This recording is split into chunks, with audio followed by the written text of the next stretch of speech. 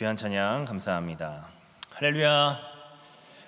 휴일인데도 불구하고 하나님 앞에 나오신 우리 주변의 모든 성도님들에게 오늘도 말씀으로 하나님께서 충만하게 하여 주실 줄 믿습니다.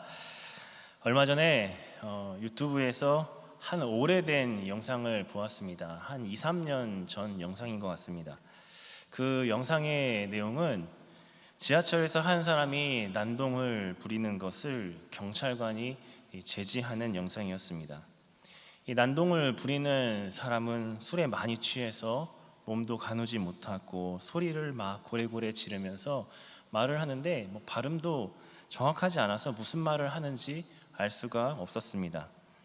경찰관들은 제지를 하면서 계속 이러시면 공무집행 방해가 될 수 있다면서 어떻게든 이 사람을 막으려고 하고 제지하려고 했습니다. 한참 그렇게 실랑이를 벌이는데 그 옆에서 이 광경을 지켜보던 어떤 청년이 의자에서 벌떡 일어나더니 그 난동을 부리는 그 사람에게 다가가서 여러분 어떻게 했냐면 꽉 그 사람을 안아 주었습니다. 놀랍게도 그 난동을 부리는 사람이 막 처음에는 저항을 하다가 결국 잠잠해지는 거예요. 그리고 이내 울먹이면서 그 청년의 어깨에 얼굴을 기대는 것이었습니다. 공공장소에서 난동을 부리는 것은 잘못되었지만 그냥 난동이 아니라 자신의 그 삶이 너무 힘에 겨워서 울분을 토하고 있었던 것입니다. 많은 사람들이 이 영상을 보면서 감동을 많이 받았습니다. 저는 특별히 제 마음속에 와닿은 것은 그 뒤에 댓글들이 막 달려 있는데 이런 댓글들이 있더라고요. 이렇게 포용해 줄 수 있다는 것이 참 위로이고 감동입니다. 이 사람에게 필요한 것은 경찰이 아니라 경청과 위로였던 것 같습니다. 그리고 청년을 향해서는 네 집 자식인지 모르지만 참 잘 컸네 이렇게 된 댓글들이 있었습니다. 저도 오랜 영상이지만 그 영상을 보면서 마음이 굉장히 따뜻해졌습니다. 그리고 많은 생각을 하게 되었습니다. 여러분 얼마나 오늘날 각박한 이 세상을 우리가 살고 있습니까? 조금만 잘못해도 지적하고 또 잘못하면 같이 지냈던 사람들을 비난하고 내치는 그런 세상입니다. 자신의 필요에 의해서, 유익에 의해서 조금이라도 자신에게 손해가 된다면 가차없이 버리고 내치는 것이 오늘날 세상입니다. 포용하고 용납해주고 이런 모습이 다 사라졌습니다. 심지어는 이런 모습은 사랑의 공동체라고 하는 이 교회 안에서도 사라진 것 같습니다. 잘못을 안아주기보다는 지적하고 너 이거 빨리 고쳐야 돼, 따뜻하게 감싸주고 위로해 줄 수 있는 그런 사람이 사라진 것입니다. 하나님의 사랑을 알고 전해야 되는 이 교회 안에서도 이런 사랑의 모습이 사라졌다는 겁니다. 말로는 사랑한다, 사랑한다 말을 합니다. 근데 그 사랑을 느끼지 못합니다. 그래서 요즘 교회 안에서 성도들은 잘 변화되지 않는 것 같습니다. 오늘 우리가 읽은 본문은 호세아서 말씀입니다. 이 호세아서를 보면 하나님은 하나님을 배신하고 이 죄악을 범하는 이스라엘을 사랑하시고 그들의 그 마음을 근본적으로 변화시키는 이 무한하시고 한없는 그 사랑의 모습을 보여주십니다. 우리가 잘 아는 것처럼 호세아서 앞부분을 보면 그 호세아 선지자의 그 아내 고멜이 나옵니다. 음란한 그 여인 고멜이 나오는데 이 여인은 자신의 그 남편을 배신하고 계속해서 다른 남자와 음행을 합니다. 그리고 호세아는 은과 보리를 싸들고 찾아가서 이 음녀가 된 고멜을 다시 사오게 됩니다. 정말 애타는 마음으로 도저히 사랑할 수 없는 그 고멜을 사랑한 것을 볼 수 있습니다. 여러분 이 고멜의 이 모습이 바로 하나님을 배신하고 하나님께 패역한 모습을 보이는 이스라엘의 모습을 상징적으로 보여줍니다. 계속해서 하나님을 배신하고 떠나는 그 이스라엘의 모습입니다. 근데 그거와 더불어서 하나님은 그렇게 음란하고 또 하나님을 배신하는 이스라엘을 끝까지 끝없이 사랑해 주시는 것을 볼 수 있습니다. 끝없는 사랑, 근본적으로 그들을 치료하고 회복하기 위해서 하나님은 끝없는 사랑을 나타내 보여주신다는 겁니다. 자신의 백성이 잘못했습니다. 잘못하고 반역하여서 하나님은 징계를 분명히 하세요. 그 죄에 대해서 하나님은 분명히 심판을 하시지만 그렇다고 그들을 버리거나 포기하지 않으신다는 겁니다. 끝까지 기다려주시고 오히려 징계라는 또 다른 그 하나님의 사랑으로 그들을 새롭게 회복시켜 주신다는 겁니다. 마치 우리가 잘 알고 있는 신약의 탕자의 비유에 나오는 아버지의 모습과 같습니다. 여러분, 탕자의 비유에서 사실은 진짜 주인공은 아버지예요. 탕자는 아버지의 그 재산을 미리 받아가지고 다 탕진하고 이 돼지 쥐엄 열매도 얻지 못하는 그런 거지 신세가 됩니다. 그런데 그 아들이 다시 아버지한테 돌아왔을 때 그 아버지가 어떻게 합니까? 먼 거리에서 그 아들을 보고 달려가서 입을 맞추고 살찐 송아리를 잡고 잔치를 베풀어 줍니다. 그 집 나간 아들을 아버지는 한 번도 잊으신 적이 없습니다. 포기한 적도 없습니다. 다시 돌아오기를 기다리고 계셨다는 겁니다. 바로 호세아 말씀이 그 아버지의 사랑을 보여주는 겁니다. 특별히 저는 오늘 이 호세아서 마지막 14장의 이 결론 부분에 해당하는 이 말씀을 보면서 오늘 우리가 이 하나님의 끝없는 사랑, 그 기다리시는 그 끝없는 사랑을 깊이 한번 깨달을 수 있는 은혜가 있었으면 좋겠습니다. 여전히 우리를 사랑하시고 또 우리를 기다리시고 참아주시는 그 사랑을 깊이 알아서, 그리고 우리 마음속에 그 사랑을 깊이 담아서 하나님께로 우리가 진정으로 돌이킬 수 있기를 원합니다. 그래서 우리가 새롭게 회복되고 변화될 수 있는 그런 놀라운 역사가 있으시기를 주님의 이름으로 축복합니다. 자, 그러면 하나님의 사랑이 여러분 이렇게 끝까지 기다려주시는 하나님 사랑인데 구체적으로 어떤 사랑일까요? 우리 오늘 4절 말씀을 우리 같이 함께 읽어보겠습니다. 4절 있습니다. 시작. 내가 반역을 고치고 기쁘게 그들을 사랑하리니 나의 진노가 그에게서 떠났음이니라. 아멘. 내가 그들의 반역을 고치고 기쁘게 그들을 사랑하리라. 이 14장의 이 4절 말씀이 참 핵심적인 말씀입니다. 먼저 살펴볼 것은 하나님이 내가 그들의 반역을 고친다라고 말씀하고 있습니다. 하나님의 사랑은 고치는 사랑입니다. 고친다, 치료한다라는 것이죠. 우리가 잘 알고 있는 단어 라파, 여러분 여호와 라파 어떤 하나님이십니까? 치료의 하나님, 그때 쓰인 라파입니다. 어떤 상한 것들, 아픈 것들, 고장난 것들, 이 모든 것들을 원래 상태로 고치는 거예요. 회복한다는 그런 의미를 가지고 있습니다. 그럼 무엇을 고칩니까? 그 앞에 보시면 그들의 반역을 고친다라고 말씀하고 있습니다. 반역은 하나님을 향해서 배신하는 것, 대적하는 것, 변절하는 것, 그러니까 하나님을 향해서 반대로 돌아가는 것을 의미합니다. 그럼 여러분 영어 성경을 한번 보시면 이런 의미도 있더라고요. 자의성, 자기의 의지에 따라 함이라고 번역된 부분이 있습니다. 무슨 말일까요? 하나님과 상관없이 자기 마음대로 자기의 생각대로 살아가는 것이죠. 하나님을 향해서 가지 않고 자기의 의지에 따라서 내가 원하는 대로 살아가는 것, 이것이 하나님을 향한 반역이라는 겁니다. 4절 뒤에도 보면 결국 하나님이 그들을 고쳐서 나의 진노가 떠났다라고 말씀하고 계시는데, 그 하나님의 진노를 야기시켰던 그 반역의 핵심이 무엇이냐면 자기 마음대로 살아가는 거예요. 자기 원하는 대로 살아가는 그 모든 것, 그것이 바로 반역의 핵심이었다는 겁니다. 바로 하나님께서는 하나님과 상관없이 자기 마음대로 살아갔던 근본적인 그 죄악들, 그리고 그 모습으로 인해서 서로 상처받고 상하고 깨어진 그 모든 것들을 오늘 치료하고 고치신다라고 말씀을 하는 겁니다. 여러분, 한번 우리가 이 말씀을 잘 묵상해 보면 왜 우리의 인생이 이렇게 상하고 깨어지고 힘든가?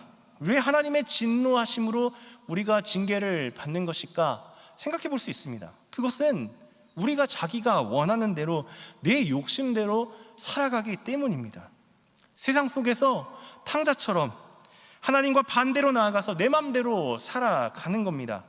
내 맘대로 여러분 살아가니까 우리 자신도 상하고 그리고 온 세상도 다 이렇게 병들게 된 것이죠.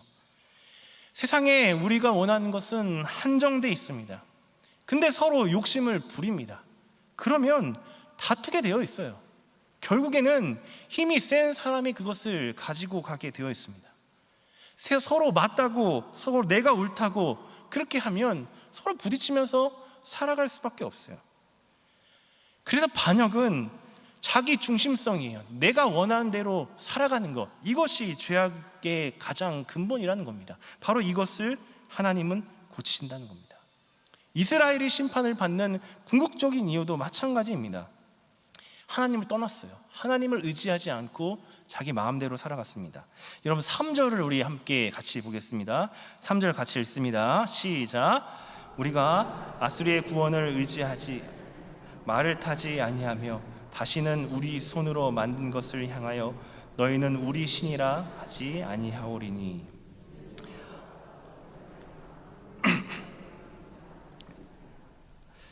그럼 여기 3절을 보시면 이스라엘이 치료할 가장 중요한 반역은 하나님을 의지하지 않고 구원을 위해서 아수르를 의지하는 겁니다. 그곳에서 자기 안위를 찾는 겁니다. 자기 마음대로 자기 손으로 만든 것을 자기 신이라고, 사람의 그 신이라고 우상을 만들어 섬겼다는 겁니다. 바로 하나님이 고치고자 하는 것이 이것입니다. 가장 근본적인 문제예요. 그래서 하나님은 이방을 들어서 심판하시는 거예요. 한번 봐봐라. 너희가 의지하는 그 신이 아무것도 아니다. 나를 떠나서는 그것을 의지해 봐야 절대로 구원이 있을 수 없다는 것을 분명히 보여주시는 겁니다. 그들이 붙들고 있었던 그 모든 것들을 하나님이 다 가져가시는 겁니다. 여러분, 우리 하나님은 그래서 고치시는 하나님이신데 그 방법이 두 가지입니다. 첫째는 우리에 있는 모든 죄를 다 버리게 하시는 거예요. 마치 의사가 병균과 그 아픈 상처를 완전히 다 도려내는 것처럼 다 도려내시는 거예요. 그리고 나서 새롭게 채우세요. 새 살을 나게 하시는 겁니다. 새 살이 돋아날 때 비록 아프지만 그 더 이상 그 아픈 상처가 있지 않게 하는 거예요. 그 새 살은 바로 하나님의 사랑으로 그 안을 채우신다는 것입니다. 여러분, 오늘도 우리 하나님은 우리를 완전히 치료하시기를 원합니다. 우리 모습 가운데 상한 모습이 참 너무나도 많습니다. 그거 회복시키길 원하는 거예요. 내 안에 있는 내 맘대로 살아갔던 것, 또 하나님이 아닌 그 모든 것들을 의지했던 그 모든 것들을 버리게 하시고 오늘 우리가 다시 이 안에 하나님의 사랑으로 채우기를 원하신다는 거예요. 그렇게 고침을 받기를 원하신다는 겁니다. 오늘 이 말씀 앞에 우리 상한 모든 모습들이 다 떠나가고 오직 우리 안에 이 하나님의 사랑으로 충만하게 채워져서 치료하고 회복을 경험하시는 우리 모두가 되시기를 주님의 이름으로 간절히 축복합니다. 두 번째 우리가 살펴볼 하나님의 사랑은 주권적인 사랑입니다. 하나님이 그 사랑을 주도하신다는 겁니다. 여러분 4절을 계속해 보면 이렇게 되어 있습니다. 내가 기쁘게 그들을 사랑하리니. 하나님이 기쁘게 그들을 사랑하신다는 겁니다. 여기 기쁘게 사랑한다는 그 의미를 두 가지로 생각해 볼 수 있습니다. 하나는 아무 조건 없이 거저 무상으로 그냥 사랑해 주신다는 겁니다. 그러니까 하나님이 넘치는 그 사랑으로 아낌없이 거저 주면서 사랑하시는 거죠. 또 하나는 자원하여서 자발적으로 자유로운 그 마음으로 주권적으로 하나님이 사랑하신다는 겁니다. 그러니까 실패하고 깨어진 이스라엘을 누가 사랑할 수 있습니까? 하나님이 사랑하는 거예요. 하나님이 주권적으로 그 은혜로 사랑하신다는 겁니다. 여러분, 그래서 이스라엘은 사실은 고침을 받을 수 있는 겁니다. 이스라엘은 자신의 힘으로, 자신의 그 의지로 죄악에서 벗어날 수가 없습니다. 불가능해요. 끝없이 반역했습니다. 그럴 능력이 조금도 없습니다. 그런데 하나님이 그들을 포기하지 않고 기다리시면서 결국 하나님이 기쁘게 아무런 대가 없이 그들을 주권적으로 사랑하여서 고치신다는 겁니다. 여러분, 그래서 호세아서를 보면 전체적으로 보면 굉장히 우울한 것 같습니다. 계속된 반역, 패역함, 하나님은 심판하신다 그러고, 근데 마지막을 보면 소망과 희망이 있습니다. 하나님이 기쁘게 주권적으로 사랑하고 고치신다는 거예요. 그 온갖 허물, 더러운 그 모든 허물을 하나님의 굳건한 사랑으로 고치신다는 겁니다. 그래서 고침을 받을 수 있는 겁니다. 한번 생각해 보시기 바랍니다. 여러분, 이 더러움과 이 패역함은요, 넓으신 크신 그 하나님의 사랑으로 덮을 때, 하나님이 우리의 상처를 덮어주실 때만 그 상처와 그 모든 것들은 해결될 수 있다는 것을 보여줍니다. 이사야서 53장 55절에 이 말씀, 우리 잘 아는 말씀이죠. 그가 찔림은 우리의 허물 때문이라, 그가 상함은 우리의 죄악 때문이라, 그가 징계를 받음으로 우리는 평화를 누리고 그가 채찍에 맞음으로 우리는 나음을 얻었도다. 하나님의 사랑으로 그 모든 것들을 감당하시니까 우리가 낫고 우리가 회복하게 되는 겁니다. 왜 하나님의 사랑은 상하고 부패하고 절망뿐인 자들을 고칠 수 있는가? 그러니까 세상의 그 어떤 사랑과 여러분 차원이 다른 사랑이라는 것을 우리가 알 수 있는 겁니다. 끝까지 기다리시고 포기하지 않는 사랑입니다. 그리고 근본적으로 우리의 그 문제들, 그 죄악들을, 그것을 고치는 사랑이기 때문입니다. 무엇보다도 주권이 하나님께 있다는 겁니다. 하나님이 고치시는 거예요. 풍성한 은혜로 우리의 그 약한 모든 것들을 대신하시는 겁니다. 그래서 그 사랑을 받은 자들은 나음을 얻고 회복하고 치료를 받을 수 있는 겁니다. 여러분, 우리 하나님 사랑만이 우리를 고치실 수 있음을 믿으십니까? 오직 그 사랑만이 우리를 회복시켜 줄 수 있습니다. 그래서 그 하나님의 사랑은 생명이 있습니다. 죽은 영혼을 다시 살아날 수 있고, 상처된 영혼들, 메마른 그 땅이 다시 살아날 수 있는 생명이 있다는 겁니다. 여러분, 우리 5절 말씀 보겠습니다. 5절 우리 같이 읽겠습니다. 시작. 내가 이스라엘에게 이슬과 같으리니 그가 백합과 같이 피겠고 레바논 백합목같이 뿌리가 박힐 것이라. 내가 이스라엘에게 이슬과 같이 같으리니 라고 말씀하십니다. 하나님이 이스라엘에게 이슬과 같다는 겁니다. 여러분, 이스라엘의 4월부터 10월까지는 거의 비가 내리지 않는다고 합니다. 그러면 이슬이 없으면 그 식물들, 초목들이 다 말라서 죽는 겁니다. 그런데 하나님이 그 이스라엘에게 이슬이 되어주신다는 겁니다. 하늘에서 내리는 그 이슬은 죽어가는 그 초목에게 생명이 됩니다. 그렇게 이스라엘을 살아갈 수 있도록 하나님이 만드신다는 거예요. 그들의 그 반역을 고치고 기쁘게 사랑하며 생명을 주십니다. 그뿐만이 아닙니다. 여러분, 5절부터 8절까지 계속 읽어보면 백합과 같이 피겠고 감람나무 같겠고 레바논의 백항목 같아요, 푸른 잣나무 같다라고 되어 있습니다. 무슨 말이냐면 많은 풍성함이 있다는 거예요. 풍성한 열매가 있습니다. 안식과 평강도 있습니다. 레바논 백항목의 뿌리와 같다. 오랫동안 영원히 견고하게 이 생명과 이 열매를 풍성히 누리면서 살아갈 수 있다는 겁니다. 그 7절을 보면요, 그 그늘 아래 거주하는 자가 돌아올지라. 누가 이런 생명과 풍성한 열매를 누리느냐, 그 복을 얻느냐, 바로 이 하나님의 사랑 안에 있는 자, 그 그늘 아래 거하는 자가 하나님이 주시는 이 풍성한 은혜와 열매를 누리면서 살아갈 수 있다는 겁니다. 그래서 오늘 우리 하나님은 우리에게 요청하시는 것은 그 사랑 안에 거하라는 거예요. 우리 마음속에 그 사랑으로 채우라는 겁니다. 지금 여러분 예배 드리면서 우리 안에 어떤 문제가 있고 어떤 아픔이 있고 어떤 상처가 있던지 간에 하나님의 사랑이 우리 안에 가득 채워지면 이 모든 문제는 다 회복될 수 있다는 것입니다. 믿으십니까?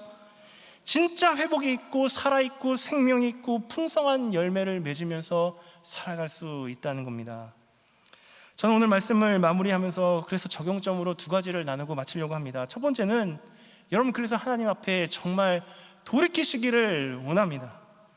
진짜 우리의 모습을 보면서 하나님 앞에 간절한 마음으로 돌아가야 합니다.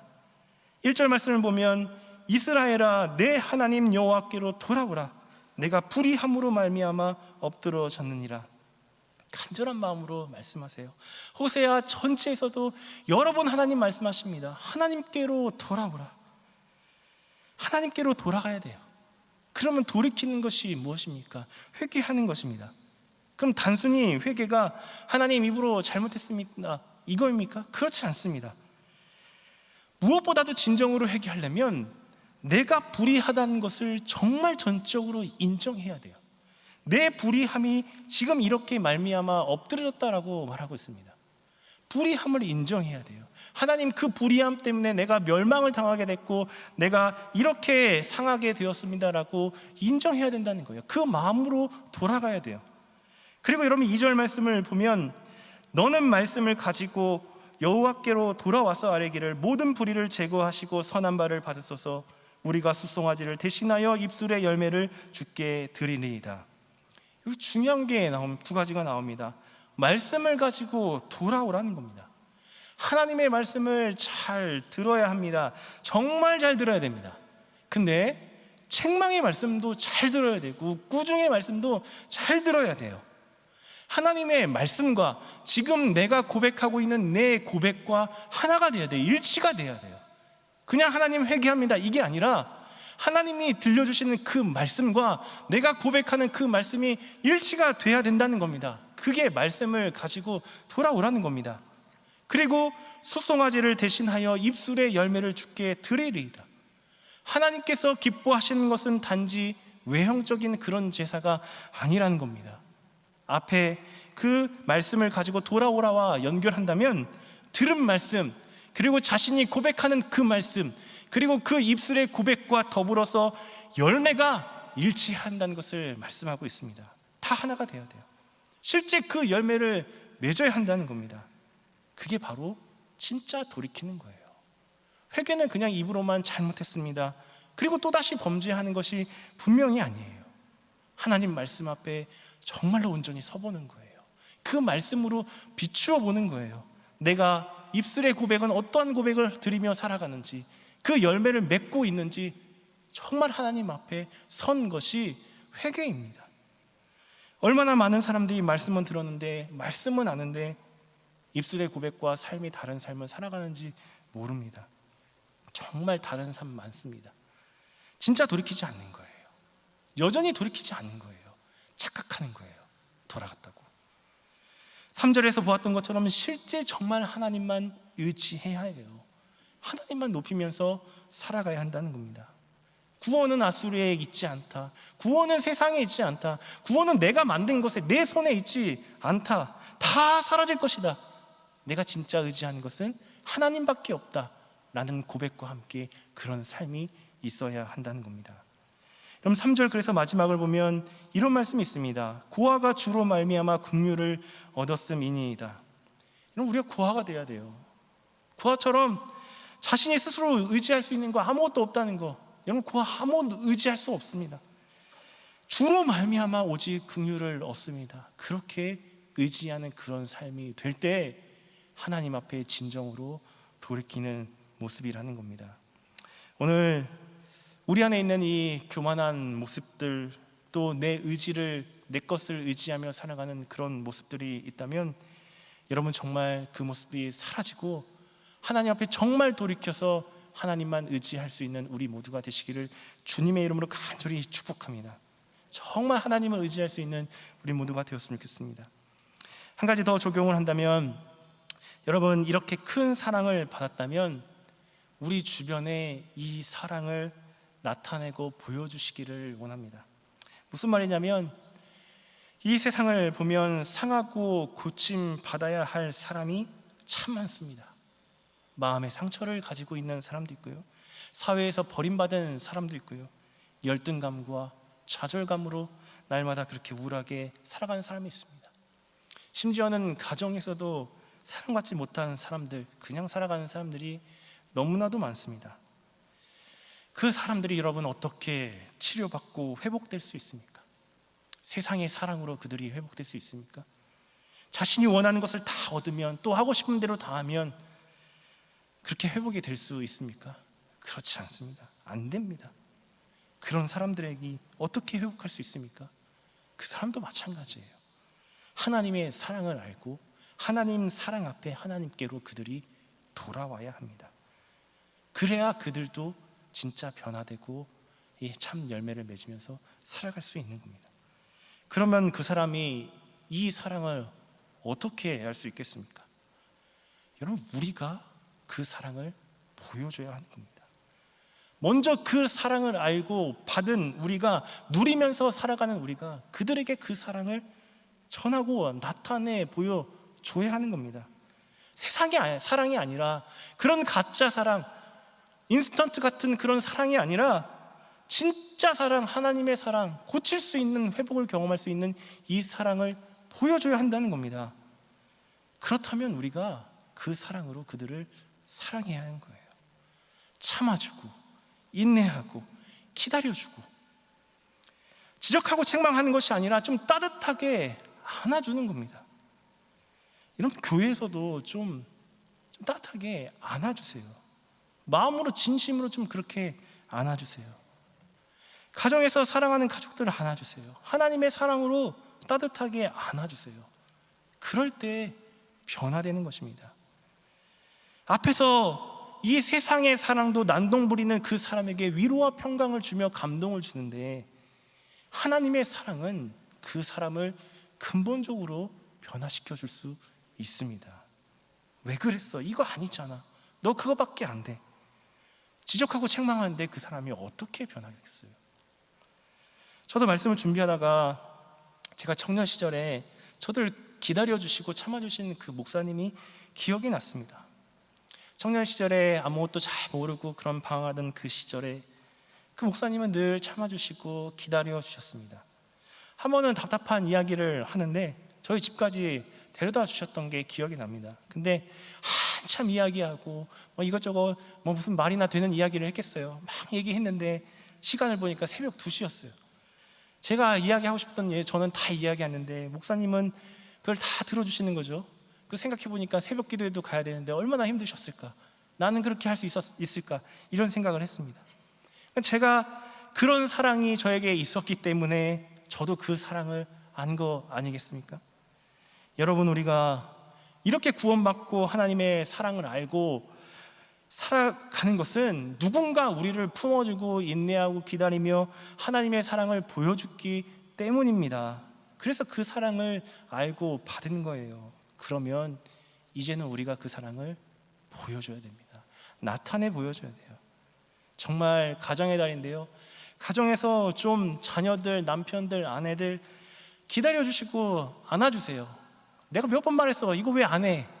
이러지 마시고 안아주시고, 정말 교회 안에서도 기쁘게 그들을 사랑하세요. 분명히 그 사랑을 받은 자는 하나님의 사랑으로 회복되고 돌아올 것입니다.